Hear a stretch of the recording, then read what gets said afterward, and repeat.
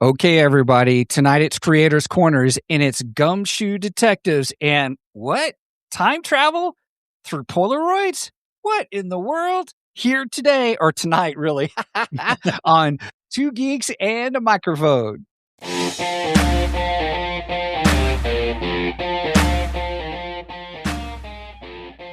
Welcome to the Two Geeks and a Microphone podcast, your one-stop shop for television, movie, video games, comic books, book reviews, and more. Now, without further ado, here's Steven and Mike.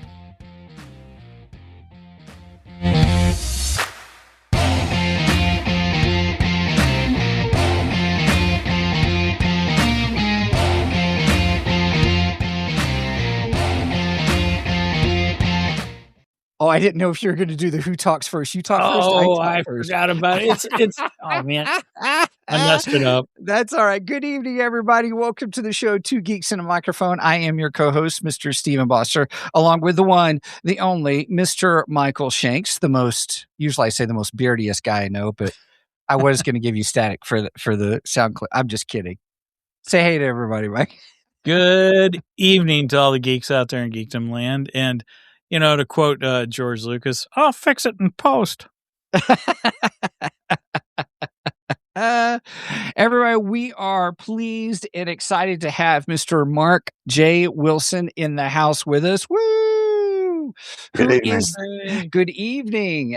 He is the author of the book called Full of Beans. And full disclosure, everybody, I have read the first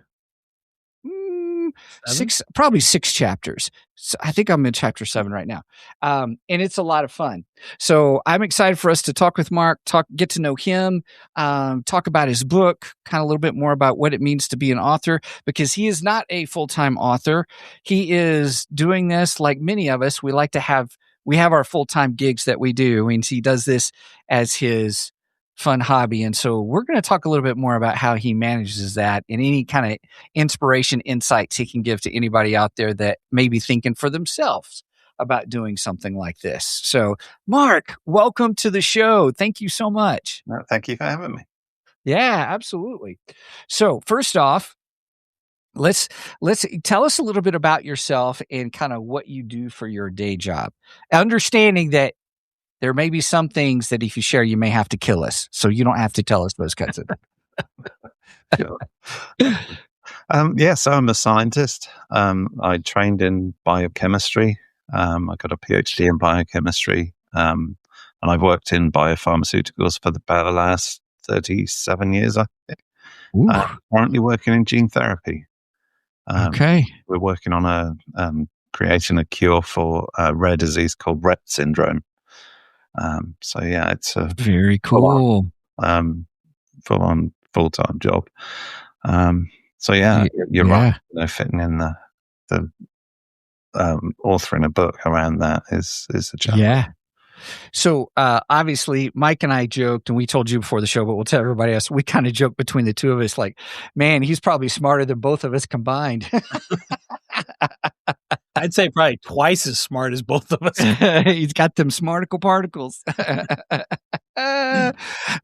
So Mark, what led you to I think I'll write a book? Yeah, so probably a very long time ago now. I think first of all, when I was 15, I probably had an idea for a story I wanted to write. I don't think I really thought I would be an author by writing a story, but I kind of worked on an idea for something for a very long time. But this particular book, probably 10 years or so ago now. Okay. That I had the idea to write something about a time-traveling private detective. I love time travel. Back to the Future. Okay. One of my favorites. Back to the Future 2 is just genius.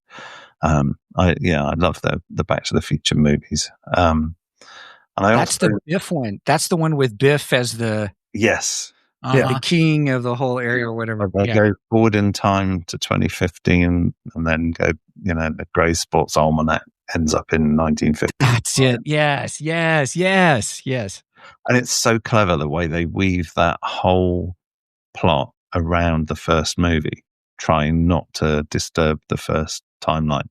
It's very, very clever the way they did that. So that to me is a big inspiration, I think. Oh, The time travel. Very Okay, clever. now being British and being a fan of time travel, please tell me you're a Doctor Who fan. Oh, I love Doctor Who, yeah. Okay. oh, Mike is a huge Doctor Who fan. Yeah, I remember it from when I was a kid, when the Daleks and the Cybermen. Uh-huh. I love it. Yeah. Do you have a favorite Doctor? Yeah, that was my Christopher Eccleston's my favorite. Chris is really. Mm-hmm. Yeah, I just think he was really just something about the way he did the character was just really, really good for me. I enjoyed his Doctor. I liked him. I wish he would have gotten a little more time. Yeah, he wasn't on for long, was he? But, right. yeah. He was only on for one season. Mm-hmm. From what I understand, he had issues with the people making it and so on and so forth. Yeah. My favorite Doctor is Tom Baker.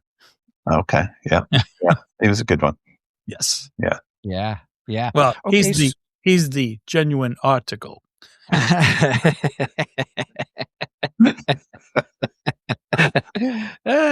So, okay, so you had this idea 10 years ago. You love time travel. The idea with the detective as well. I love detective stories. I don't know if you guys ever heard of Tintin, but when I was a kid, there were cartoons about a young boy who solved mysteries. Yeah. He had a little white dog. Remember Snow the dog? But yeah, there are all sorts of things on TV. There were detective stories, and I like spy movies. Same thing. I love spy movies as well. Yeah. One of my favorite books is by Douglas Adams. It's Dirk Gently's Holistic Detective Agency. Oh, okay. And I think Dirk Gently was just an absolutely fabulous character. Did you see the movie, or was it a movie or TV series? The movie that seen both. I've seen the TV series that BBC did, which was really good. I enjoyed that. Was it good? Some clips have come up on I watch YouTube and stuff. So some clips have come up and I'm like, oh my goodness, I don't know about this. This looks really interesting. Yeah, I think the BBC adaptation was very clever.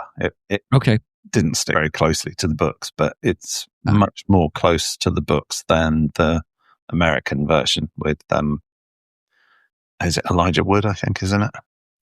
Oh, I don't know. You're right. I don't remember for sure. I figured it's just showing up on my screen because it's, it's like, oh, something else I may be interested in. So I'm so glad that you mentioned that, though. Thank you, because I'll definitely check that out. With the books, there are two books in that series. I think Douglas Adams died when he was in the middle of writing the third one. But okay, yeah. So is this the same author as Hitchhiker's Guide to the Galaxy? Hitchhiker's Guide? Yeah. Okay. 42. Oh, I'm sorry. Oh, it was Martin Freeman. He played Arthur Dent. Yes, that was in the Hitchhiker's movie. Yeah, right. Yeah, right. Oh, or you were talking about Dirk series, though. I was talking about Dirk Gently. I know what I'm doing late tonight just to relax before TV. Mark, thanks for sharing that. I'm so excited about that. All right, sorry. I digress. I squirrel. I'm just saying. I'm so sorry. But anyway, you the whole detective stories. When I was a kid, it was Encyclopedia Brown. I love those books. It was a kid detective kind of a thing. So different, but yeah. So, okay. So what other inspirations did you have then? So obviously time travel and then detective, any other things that just, you were like, hey, these are the things that I would like to tell a story with. Did you have the idea at once or did it grow? No, it definitely grew. So the idea of really combining those two particular genres that I really enjoy. It's not a leap to think that I wish I could find a book, maybe another Douglas Adams or something similar. And then it was kind of, well, why don't I do that? Why don't I, think what I would like to read? Yeah. And, so I didn't really think anything of it. I didn't really plan to do it. But when I told my wife I'm married, Kerry, in 2023, so I think we were dating probably at the time when I told her about this idea for a book, and she was like, "Yeah, you should do that." That's awesome. Just having someone that really encouraged the idea, Yes. instead of it just being kind of harebrained scheme. It was like, yeah, you could do that. Yeah, having a cheerleader. That's awesome. Mm-hmm. But it was only really one day when we were standing making coffee in the morning. We had a coffee machine that the beans didn't go down the chute at the back very well. Into the grinder, the beans would kind of fall down and then stop, and the machine thought it was empty because the beans weren't coming. So it would constantly come up with the error message, "Fill beans." So it's one particular day. That's awesome. Wouldn't Phil Beans be a great name for my time traveling detective? And she just turned to me and just said, "Yes, it would, sweetie." I And then I love it. looked at her and I said, "Oh no, now I've given him a name, I'm going to have to do it." So, That's pretty ingenious, actually. so not long after that, I had the Christmas vacation time, and I got an enormous piece of graph paper out, started sketching out my idea for the plot. Okay. Timeline. Oh, very cool. And that's how it started. And then once I put that down on paper, around the middle of January, I got my Mac out and I started typing. Oh, wow. Okay. Brenda says, Twilight Zone episode with Polaroid pictures telling the future. Kind of, sort of, but that would be kind of a thing. This is pretty interesting. So, yeah. Okay. So, do you remember what kind of coffee beans you had at the time? They would be Starbucks espresso roast.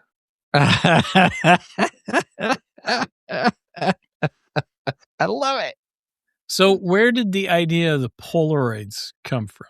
So that was a moment of kind of real inspiration. That was one of those rare moments when something dawns on you and you just know that you came up with the idea you're going to use.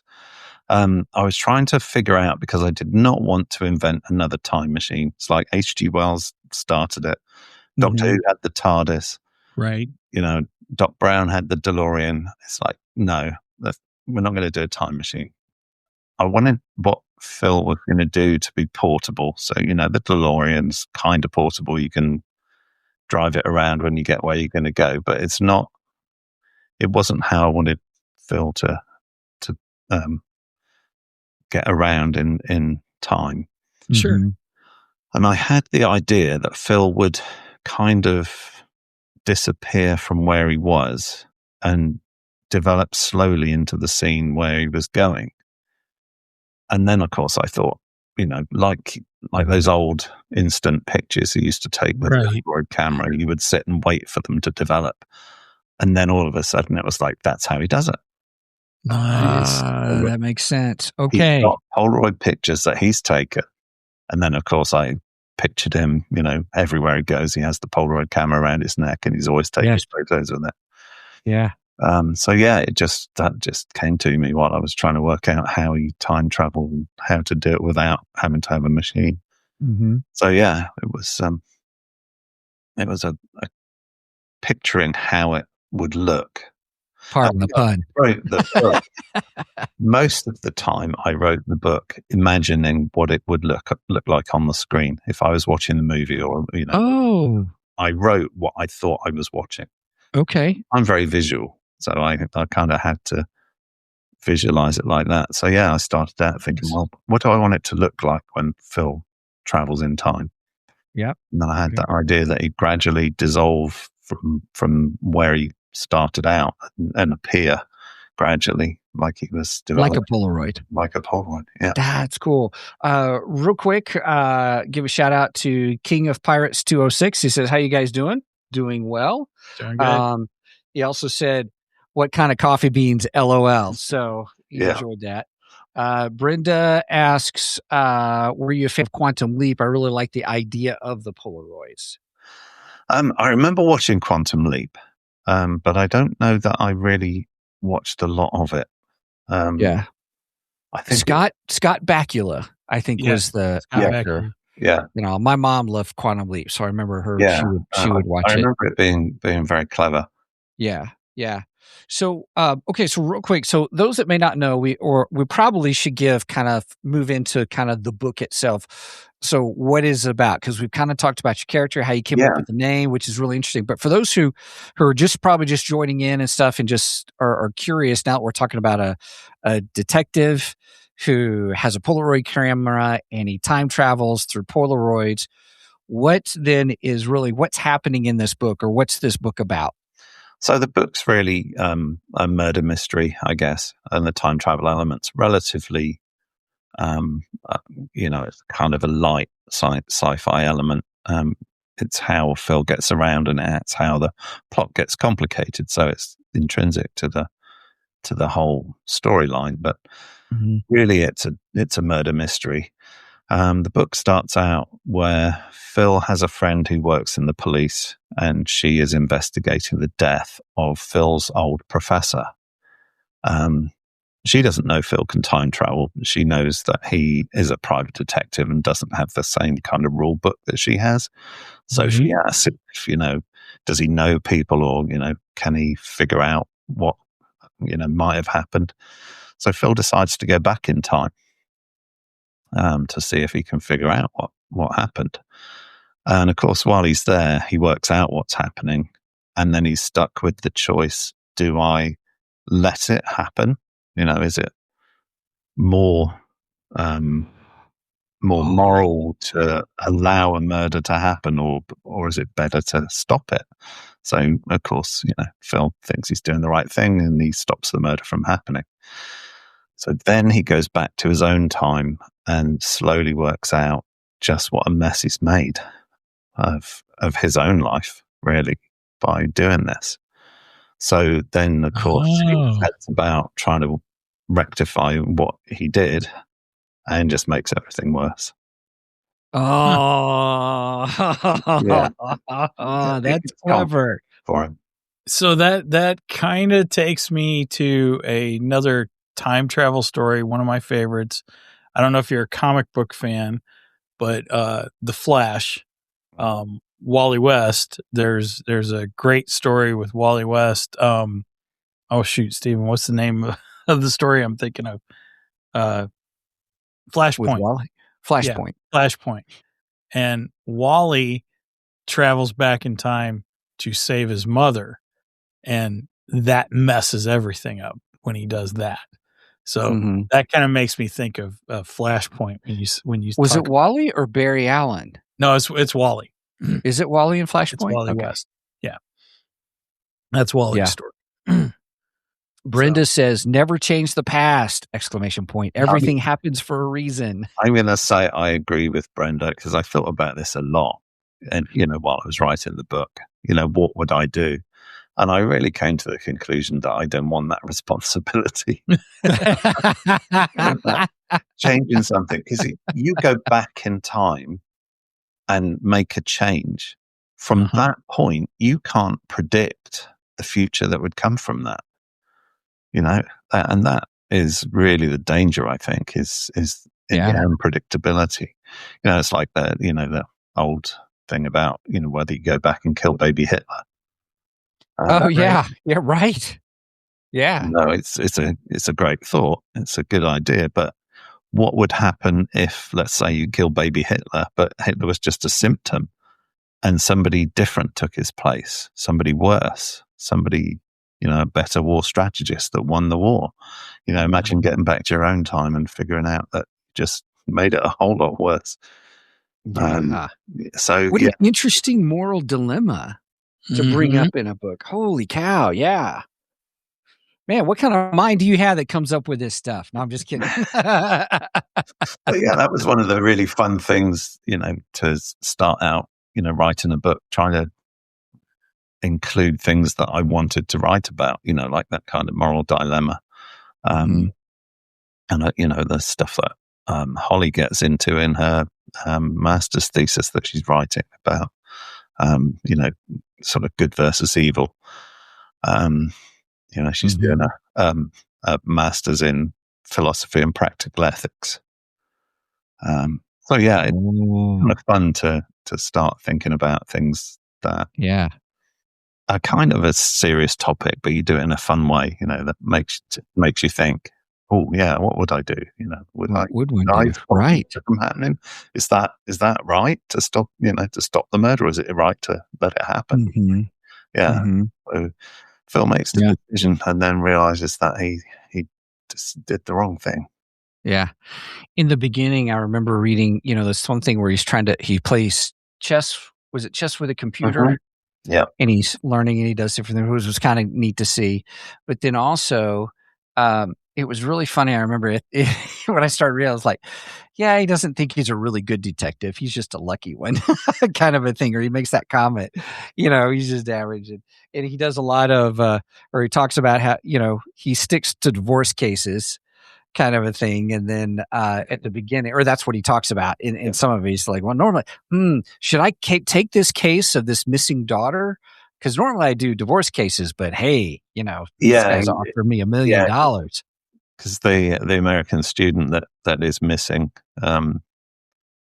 he thinks that's the kind of case that matters, that, he doesn't think maybe he should be messing with that. Mm-hmm. So, yeah. But it's interesting because it's part of Phil's character arc. Is he starts out a little bit lazy, he sort of takes the easy route for things, and by the end he's really cares about fixing things, and he learns a lot as he goes. Yeah. Well, I just thought it was interesting. It's like, okay, he's got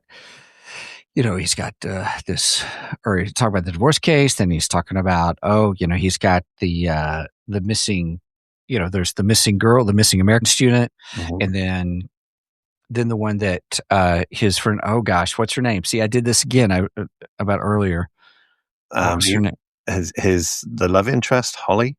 No, not Holly. His friend, police detective, Havarti. Havarti, yes. And named after the cheese. Yeah. Oh, I wondered. Clever. It's a beautiful word. It's a really, exotic sounding thing for such an ordinary cheese. Yes, and she's an exotic personality herself, because I remember it was very much she's clever, quick-witted, because they have an interesting banter between the two of them at the cafe they did, and Yeah, at the pub. Yes. And so just talk about favors and all that. So with so intriguing. Everybody, we're trying not to give spoilers, but I would encourage you, if you have an opportunity, you can find it on. So where else can people find it? Is it Amazon is the best place to find it? Yeah. Yeah, it's on Amazon. It's Kindle, paperback or hardback. So, yeah. Okay. Real quick, everybody, I'm going to share with you. Please check out Mark's website. It's www.markjwilson.com. Or you can even just put in markjwilson.com. It should take you there. I'm going to share my screen real quick so people can see that. So go to it. It says there's Full of Beans, Back in Time Mystery. You can get on Amazon. You can get Chapter 1 free download. I would encourage you to do that. But I also noticed, hey, there's a book club guide. How fun is that? Yeah, I'm just looking at that right now. That's pretty neat. Yeah. Yeah, there's a couple of people I know that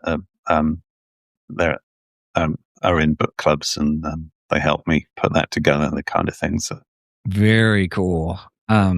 we want to discuss. Yeah, so the book is Full of Beans. Obviously, the main character, the lead character, is Phil Beans. So he takes Polaroids. Now, I think we need to talk about this a little bit. How does his time travel work? Because one of the things that came out in the chapter that I read just recently was if they only knew his organizational system for all his Polaroids, like he keeps them in order for a reason. But yeah, he has them all in date order. So he has them grouped by, date and place. Because when he uses the Polaroid, he is transported back in time to where and when the picture was taken. And I have to say, that's such a unique concept. I've never heard anybody doing anything like that at all. Yeah, It's so unique. I love it. I hadn't either. So, yeah, I was thrilled when I came up with that. Yeah. Where did that come from? Oh, gosh. But yeah, so anyway, you'll see some of the Polaroids will be in here. Now, one of the things that Mike was referencing was your quotes and reviews. That Yeah, that was funny because the publisher got in touch with me and said, do you know anybody that we can get in touch with to write the little blurbs on the back of the book? And I said, oh, I don't know anybody, but I was thinking the characters in the book would do that. Yeah. She said, I love them. They're hilarious. So I sent a few through, and she was just like, yeah, we're going to use these. Oh, yeah. Yeah. I can't imagine why anyone would want to read this book, Corvus Durant. Now, Durant, is it Durant? Yeah. Corvus Durant. Yeah. So here's, but when you look at the cast of characters, everybody, when you go to the website, you'll see Corvus. Corvus is the professor of physics and utter evil bastard.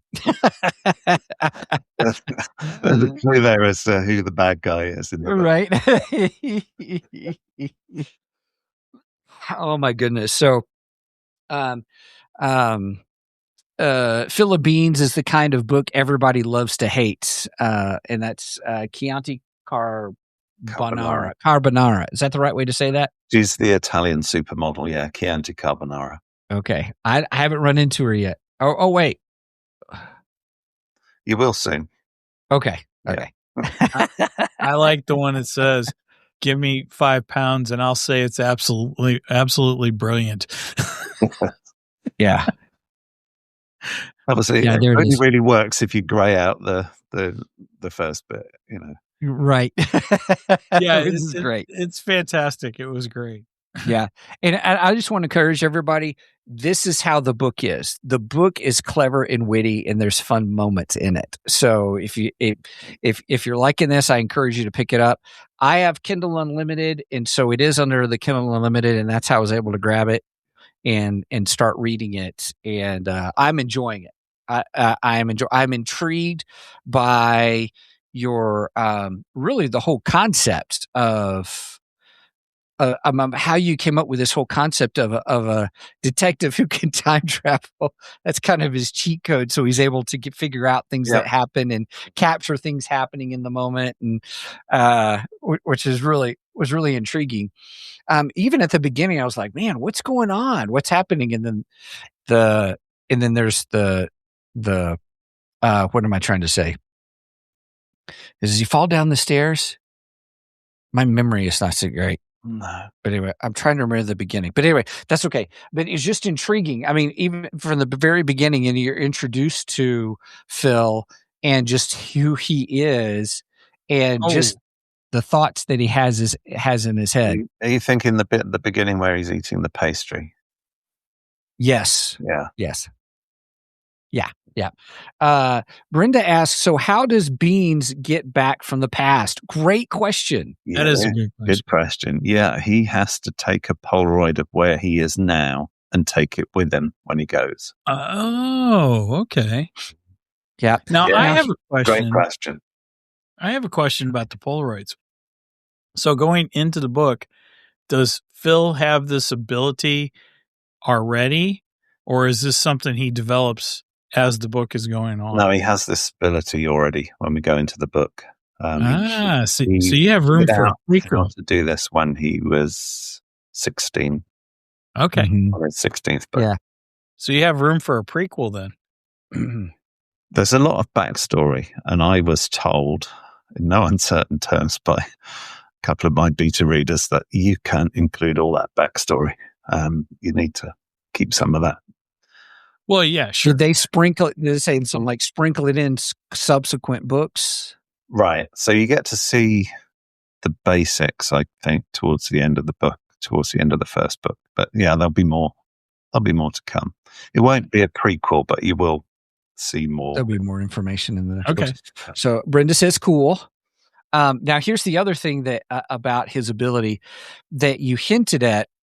You said, what was it? He didn't know how long he could stay in the past. Right. He hadn't pushed the limits of it to see how long, because what was it? He said, you start becoming part of that time again, or something to that effect. It just gets harder and harder for him to get back. The further back in time he goes, the shorter he can be there before it gets hard to come home. Yeah. So I was like, be a week in the recent past, maybe a few hours if you go. It was. I think it was a week. Was the longest time he had spent in the past, and he wasn't keen to push it because he. Done that, got the brown trousers. Right. Brenda says, do they even still make Polaroid cameras anymore? Actually, yes, they do. They do, yeah. And they do actually still even make the film for Phil's really old Polaroid. He has a Polaroid camera from 1974. Nice. And they still make film for it, which is very cool. That's really interesting. Huh. Yeah, I've seen Polaroid cameras like at Target now. They and I'm fascinated that people still buy them.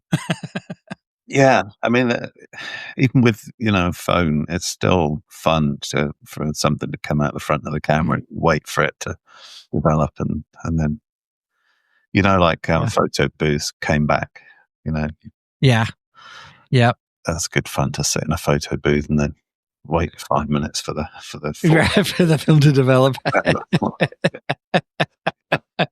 Very retro. Yeah. Well, the other thing about it was until you mentioned it, I guess I did not visualize the aspect of as we would think a Polaroid would develop is how he is developing in the time, going back in time. I love that. That's a great image, and I appreciate that. So what? I almost was going to ask a question about the but we said no spoilers. I don't want to get any spoilers. Well, you can ask the question. I like that answer. Okay, what's been your favorite part of this book? I think my favorite bit is actually the murder scene at the end. Okay. Ooh. All right. It's told in 3 chapters. And one of the fun things was one of my, I got some professional beta readers to help me figure out how to turn, my draft into something worth publishing. Mm-hmm. One of the things I was told was that if you write in the close third person, like I do with Phil, you're always inside Phil's head. You always know what he's thinking, where he's going and why he's doing it. Yeah. You can't switch from Phil's head to Holly's head to know what she's thinking. Mm-hmm. Explain that. They call it head hopping, apparently. Okay. And, you have to write it in the way that Phil sees Holly's expression, and then you understand it from Phil's thoughts, what Holly must be thinking. So I had to rewrite the end of the book. Oh, because you did the hopping, because you were doing the head hopping all the way through the book. But yeah, I basically had to rewrite the whole thing because that was frustrating. But yeah, I had to rewrite the end of the book, and it just dawned on me that if I could choose one character per chapter, then I write it the first chapter from how the victim saw things happening, then the next chapter how the murderer saw things happening, and then the third chapter is from Phil's point of view. So it actually worked really well, when you tear it down and after the despair is worn off, you actually realize you could do something really quite good with it, really quite clever. So it just worked really well that way. And then so that I think is my favorite bit. Okay. The murder's a bit grim. It does take a dark turn, but But yeah, it's not. It's not Criminal Minds or anything. It's not. It's not Right. Well, but if I'm understanding correctly, based upon what you've said about how you've got this moral dilemma going on, then, should I, shouldn't I? And then, yes, it centers around a murder, like, any kind of murder mystery would. That sounds really super intriguing, though. What are people thinking? How are people processing what's going on? Interesting.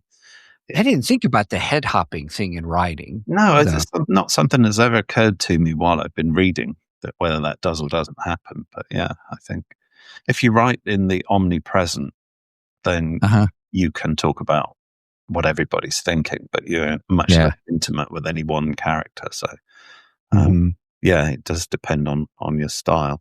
And for me, it just felt natural to be in Phil's head. I mean, largely because Phil is autobiographical, really. I put in Phil's head most of the nonsense that goes on in my head.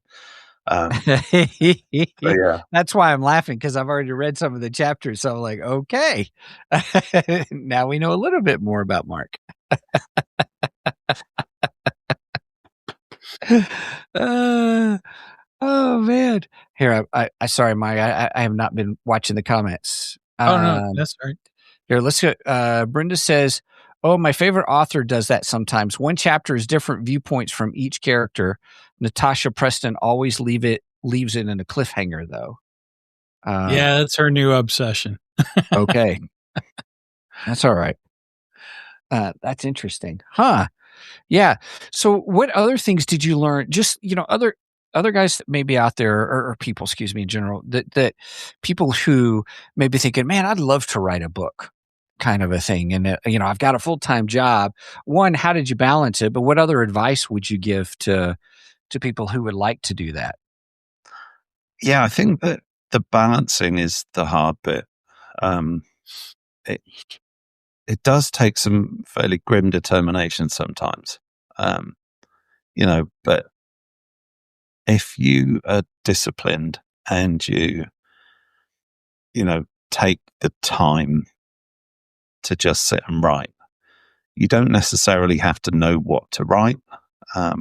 It's a question of figuring out the plot. For me, at least, I had to know what the plot was going to be before I could really do any of it, because, of course, the timeline thing gets complicated when time travel's involved. But yeah, you don't necessarily know what has to come next. But it is important, I think, to just be careful with your free time and use as much of it as you can to do something and get into the habit of just sitting down and writing. Mm-hmm. Did you set like a specific word count each day or for each weekend, or not a specific word count? No, but I did kind of think, okay, so today I'd like to get to the end of this chapter. Okay. Not necessarily knowing how long that was going to be, but try sort of vague kind of goals about, because I'd mapped out on my big piece of graph paper, what the chapters were going to be and what would be next. So it was a question of, finishing one chapter and then not just waiting till I knew exactly what I was going to say. You sit down and start writing.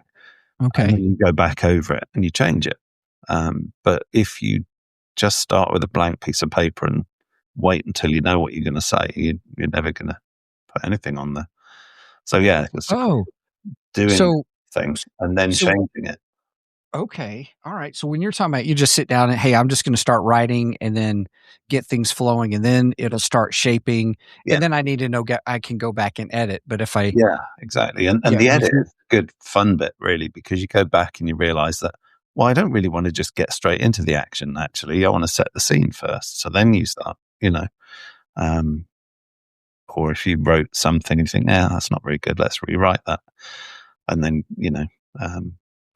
I think what happened with the rewrites was there was one point where there was an entire chapter that was really Havati's background, the police detective that Phil knows. It was a chapter with her background, and the beta reader said, "This chap does nothing. Delete it." Oh, how hard was that? Comment. Oh my goodness. It was like, yeah, oh, come on. I love this character. I want everybody else to love her too. But no. So yeah, and then once, when you do all that, the word count goes way down. You think, oh crap, that's going to work out. But when I spoke to him and he said, oh yeah, by the time you go back, there's little comments where I've put, I love this, do more. When you've done more, the word count will go back up. And he was right, really, and it actually went back up more than it had gone down by. So yeah. But yeah, it's super useful to get, people that know what they're talking about to critique your work as well. That really does help. Yeah, I'd have to go in with the right attitude to be able to go, okay, they're here to help me. And to a large extent, you do have to lose your pride and your ego. You can't be you can't stick to it. You've got to let go and think, okay, so they know what they're talking about. This is what I've got to do. Mm-hmm. Let's just do it. It does hurt, when you're tearing something down and doing it over. But it does really work out well, because if you take that on board and rewrite, it comes out a lot better. Well, I will tell you that even as I was reading it, you are a good writer. It was, I could visualize it. I could see it. One of the things that even, looking at someone who's, Mike and I are kind of exploring the whole author thing. We've each written a book kind of a thing, but just kind of learning how, so kind of like how you said, just start with a blank sheet of paper. We just said, we're just going to start writing. It's not going to be great, but we just want to try it and give it a shot and see. Not that we hired beta readers or anything like that for that, but I did use AI to critique my book, if that makes sense. And I used AutoCrit. It was so funny because it goes in there and says, same situation, whereas, hey, you've got this whole dialogue in here. It goes nowhere. And it says, take it out. And it did mention some in my story that I changed perspectives. So once I went through and kind of edited everything, I had to go back again and re-edit to point of view, kind of a thing. So I do understand some of that, but you're a great writer. I was very envious of how you took everyday items, situations, like playing chess. When I mentioned playing chess, walking into a room, noticing things, the food, the eyes. Did their eyes meet? Was she looking at me? Or I looking at her? Kind of with Holly at the beginning, and just no, not really. No, it was Yeah, but I enjoyed that. That kind of sucked me in because I was just like, okay, it's an everyday. It's not just like, here's this story, here's this action, here's this, everything is related to the plot. This was, you filled out the world, the everyday world of what they were living, even down to the, what I kind of chuckled where Havarti gave him the finger as he was leaving the pub, kind of a thing. And I'm just, that banter that they had. So it was, because in Britain we call the police force the Force. Okay. It's a Star Wars joke. Phil says, "May the Force be with you." That okay. Gives him the finger without even looking back. So yeah, that's their relationship, though. That's the kind of banter those two have. Yeah. It is great. Even what was her name? The one who owns the pub. Just even Ruby, yes. Even her interaction with him, what we have today, and and then just making the joke he orders, and it says, is that all for you, or something to that effect, where and just how she bantered and played with him. So it was it was quite. The detail that you put into the everyday made it alive for me. and I was like, man, I need to learn how to do this. So I enjoyed that. Thank you. You can tell that I'm sure the beta readers, even of themselves, help pay off big picture of writing and just obviously I wouldn't have thought of the head hopping. I wouldn't even thought of that at all. Yeah, that was a new one to me. I'd never heard of that until you just said it, actually. Yeah. But now I'm sitting there thinking, what books have I read where, Yeah, now I can't stop looking for it. Yeah. Right. And I'm gonna be doing that a lot too now. Yeah. Yeah. Started a book. My daughter gave me a book by Daphne du Maurier for Christmas. So yeah, I just started that, and I'm thinking, oh, I wonder, You're right. Did the fashion for head hopping change over the years? Interesting. Yeah. They do it and now they don't, or it's always been a thing. Yeah, it is interesting. I've heard people say that writers are readers, and that they read. But now, based upon this conversation, Mike, this has been great. Is now I'm thinking, yeah, but are they readers just because they're readers, or are they readers because, I wonder how they did this, or and how they write. Yeah, I think I'm more of a reader first. Yeah, okay. I don't read to figure out. I read, because I want to be entertained, I guess. Mm-hmm. Yeah, I want a book to fascinate me. Yeah. No, from anything from the Phantom Tollbooth when I was a kid. Oh my goodness! Yes, that just fired me up. I was Milo. I was the kid in the book, and that book was just fantastic. My brother loved that book. He read that book. Yeah. That's why I know of it, because he just absolutely adored it when we were younger. Yeah. So from that, I love books that make me think differently, or make fire up my imagination. So what are some of your favorite books now? Oh, well, as I mentioned earlier, Dirk Gently's Detective Agency, that's the number one. Okay. Gosh, let me think. I've got a list on my iPhone somewhere. I've got lists of everything, favorite movies, favorite astronauts. Yeah. So yeah. See, we put him on the spot, everybody. I wasn't ready for it. So yeah. Remember, Stephen said, if we ask your question, you don't want to answer, you don't have to answer. You don't have to answer. But I think all of my favorites are fiction. They're all,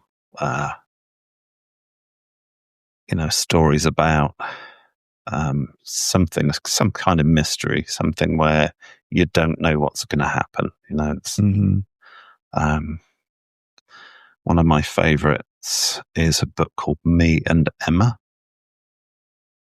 And I'm blanking on the author's name now, but that's a very good book about a little girl. Let me see if I can sister. Me and I'll remember it when you say it. But yeah, Me and Emma, Elizabeth Flock. That's it. Yeah, I just found it too. Yes. That one's really good because I did not see the ending coming. Okay. I enjoyed. Another one that I liked was The Curious Incident of the Dog in the Nighttime. Great title. Yes. By Mark Haddon. Mark Haddon, yes. Yeah. Okay. That's a fascinating book about a kid. I think he's autistic. It says 2003 novel by Mark Haddon, narrated by a 15-year-old Christopher Boone, a boy with Asperger's syndrome who is a mathematical genius but struggles with social interaction. Yeah. That was a very clever book because you didn't, you only knew as much as the boy knew. And obviously he ends up uncovering all sorts of things about his own life. But that was a good one. And I have to be honest, I did not care for the Netflix adaptation, but I do love the Thursday Murder Club books by Richard Osman. I think those were really good books. Okay. I did not realize that that was based on a series of books. Yep. Yeah. We watched it because my wife loves Pierce Brosnan. I'm just saying. That's why we watched it. He was fantastic in The Last Rifleman. I think that's what the movie was called. Really good movie. Man, you're giving me all kinds of great ideas. This is. But you said the series wasn't as good as the books. When is the series or movie ever as good as the books? Well, that's true. Yes. Yeah. I mean, I would like to find something where the movie was better than the book. Hopefully, when Full of Beans gets made into a movie, we'll make it better. There we go.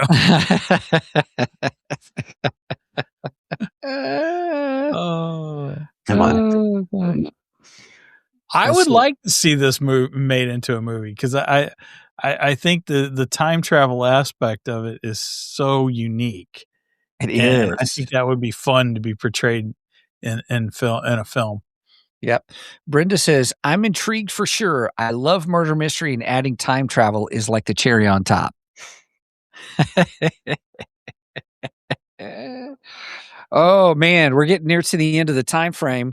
Everybody, again, please, you can find his book on here. I'll just pull it up. I'll just pull up Amazon real quick. And then, but you can go to the website here. Let me throw the website up, everybody. And one of the fun things I think about the website is if you go onto the second page, where the cast of characters was that you had earlier. Here, I'll pull that up. There to the Westgate College is a fictional college that I made up to be in Oxford. Right here? Yeah, Westgate College has its own website. The pub in Folly has its own website, and the vegan cafe. Collard Green's Vegan Cafe has its own website as well. So that is funny. Some fun stuff to poke around and see if you like the humor. I think in the website then. Oh, the website's hysterical. Yeah, look at that. There you go. Very cool. Oh, I didn't even pay attention to that part. I'm so glad you brought that up. And yeah, I did think that I did find it funny. You even have T-shirts and notebooks and pens available. Yeah, you know, just at the top it says that available from the Porter's Lodge, cash only. That's fantastic. Yeah, there's some very enterprising porters that. How fun is that? Okay, let's see. Here, I'll just click on Amazon. And so see, I borrowed it December 13th. Full of Beans, A Back in Time Mystery, Mark J. Wilson. So you can read a sample. If you're on the website, on his Full of Beans website, everybody, you can get the chapter 1 free download. I encourage you to do that because it is a fun mystery. And I just realized I had covered us up, Mike, when we were showing the screen. So chapter 1, funnily enough, actually tells you how the professor died. So you go into the book knowing the answer to the question that Phil's police friend wants to know. Yeah. So yeah, I thought that was quite an interesting way to start the book. And I was kind of determined to keep to that because to know what happens that Phil then undoes is kind of important. So, yeah, I thought that was a big way to start the book. Yeah. Mark, anything else you want to share just about about the book or how to get a hold of you, or is the best way if people want to know more about you, go to your website? Best way to get me is the website. If you're persistent, you can actually get on Phil's website. You click through some fake captures, and you can send Phil an email if you want. Nice. You can message Ruby at the pub. There's a few little fun things in there. Okay. Had So, to contact me. There's a button on the website as well. yeah. Do Okay. it. I just have to say, out of the creators that we've had on the show, I don't think any of them have done what you've done with having the links to the other websites. And That's some good tie-ins right there. That tells you a little bit about how my brain works. I had those web domains more or less the minute I wrote them into the book. It was like, yep, I'm going to have a website for the pub. Nice. Yeah. Yes. Yeah. Yeah. Man, we should steal that idea. We should do that too. I love it. I love it. I love it. I love it. Oh my goodness. Well, Mark, it has been fab. I can't believe actually that we're already at the hour mark and all. So it has been great to talk with you. Been fabulous. And so real quick, is there a sequel? Are you working on a sequel? I'm probably about a third of the way through the first draft. Yeah. Okay. Now, we're hoping that it will come out next September, but I honestly don't know that that's going to happen. My job is very busy this year, so yeah. Okay. I don't know that that's going to happen. How disciplined I can be. I've got a lot of travel and a lot of work, so yeah. But we'll see. Maybe it'll come out soon. But yeah. Well, here's the thing. Please, it's going to be a trilogy. Okay. Oh, all right. good. It's going to be a trilogy. All right. Unless I come up with more ideas, in which case it might be a trilogy of 5 parts, like Douglas Adams. Oh my goodness, I love it. Well, make sure, please reach out to us when that time comes, because we'd love to have you back on. This has been great. This has been fabulous and insightful, and just learning just about, there's for many of us who always want to do something or write a book. A lot of people say, I've got this book in me, but it's been really good to get your insights and sharing, especially someone who's as busy as you, in just how you did it. And so I appreciate just your interaction, talking with us, being open. We've had some good laughs on just that. Which, speaking of laughs, everybody, you need to read the book. I'm just going to say, you need to read the book. So it's intriguing. Yes, there's the mystery, but just the way you write the characters and the interactions it feels very natural. And like you're living in this world. I mean, so it is well done. So Full of Beans by Mark J. Wilson. Mike, do you have any other questions? I can't think anything off the top of my head right now. I think I hit all the things that I wanted to know. Yeah. Well, Mark, once again, everybody, check out Mark's website, Mark, MARKJ, just the letter J, Wilson, WILSON.com. And there you'll find it. And there's the links to find his book on Amazon. It'll be paperback, Kindle, or even hardback as well. So the website has links to all my socials as well, so you can see what I've been up to, book signings and whatnot. Yeah. Oh, fun. Okay. Very cool. Mostly for family and friends, but yeah. Yeah. It's all on Instagram. Love it. Oh my goodness. All right. Well, with that, everybody, please check us out. Please check out our website at www.twogeeksmike.com. That's where you'll find all things Two Geeks. Sounds like we may be adding to that website some a little fun Easter eggs and stuff, maybe. Oh my goodness. But there's our hub for everything Two Geeks. So if you want to get to our merch page, which is www.twogeeksmikemerch.com, you can go directly there or get through our website. If you want to support us, we have a Ko-fi. We don't use Patreon. We use Ko-fi. Some say coffee. ko-fi.com/2, the number 2 GEEKS. The cool thing about that is we have a $1 tier, $2 tier, and a $3 tier. And all that does is go to help us pay for all the stuff we need to do for podcasting. But if you want to reach out to us, the best way to do that is show@twogeeksmike.com. Mike is the one who keeps tabs on that much more better than I do. And I just said it. Sorry. Cheers, everybody. Oh, funny. And so anyway, you can reach out to us there as well. So with that being said, Anything else, Mike, that we need to chit chat about? If you made it this far, please make sure and follow us on the socials. We are on Facebook and Instagram. I try to remain active on Facebook and Instagram with, interesting, geeky anniversaries and just geeky, fun stuff. Also, you will find on those sites where we information for when we go live. And speaking of going live, we normally go live on Saturday mornings at 9 a.m. Central Standard Time. You do the math on the rest because I don't like math. And we are live on Facebook, YouTube, Twitch, and normally Rumble, but I forgot to set up the link, so I have to upload it later. Oh, that's all right. Sorry to our Rumble viewers. So,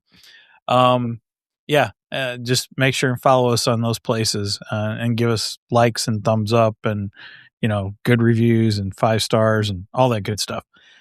All right. Anything else? Last words, funny antidotes? Nope, I'm good. Okay.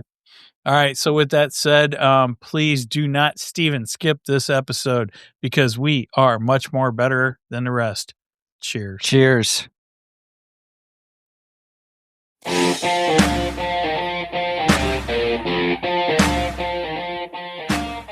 Thank you for joining us today on the Two Geeks and a Microphone podcast.